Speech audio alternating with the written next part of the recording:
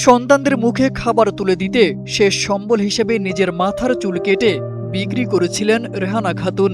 ঘর ভাড়া বাকি, ঘরে খাবার নেই, চরম অভাবের সেই সময়ে সন্তানদের মুখের দিকে তাকিয়ে এমন কঠিন সিদ্ধান্ত নিতে হয় তাকে। শুধু অভাবেই নন, দীর্ঘদিন ধরে স্বামীর নির্যাতন আর অনিশ্চয়তার সঙ্গেও লড়াই করে আসছেন তিনি।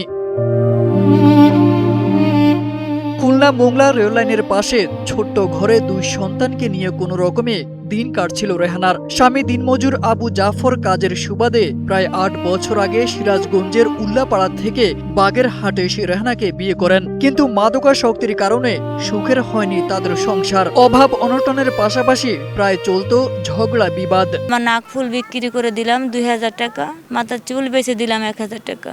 সেই সব টাকা পর মধ্যে আমি ৩৫০০ টাকা বিল্লাল ভাইকে দিলাম, আর বাদ বাকি দোকান খরচ আমার ছেলে মেয়েদেরকে খাওয়ালাম। এবং আমি টুকটাক ভেবে এভাবে মানুষের কাছে যাচ্ছি আসতেছি যে কিভাবে টিন কিনে চাল চটা ডুব করে আমি সেখানে ঘরের ভিতরে আমি যাব।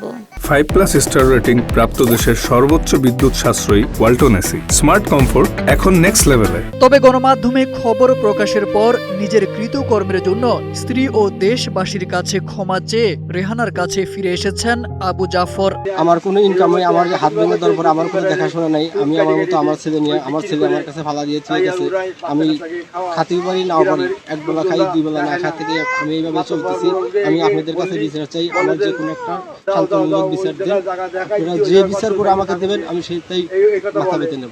এদিকে রেহানার এই অসহায়তার খবর ছড়িয়ে পড়তেই বদলে যেতে শুরু করে পরিস্থিতি। তার পাশে দাঁড়ান স্থানীয় সংসদ সদস্য, বন, পরিবেশ ও জলবায়ু প্রতিমন্ত্রী শেখ ফরিদুল ইসলাম সহ প্রশাসন এবং বিভিন্ন শ্রেণী পেশার মানুষ। আর আমার ধরে যায় তাই করে, ছেলে মেয়েকে আমি কাটি দিই, অভাব জন্মের সেনতে ওকে স্বামী স্ত্রীর ভিতর দুজনের ভিতর খালি মারামারি চলতে চলেছে। কামই যায় না, চুলটা কাটিয়েছি তো ঘর ভাড়া দিয়েছে।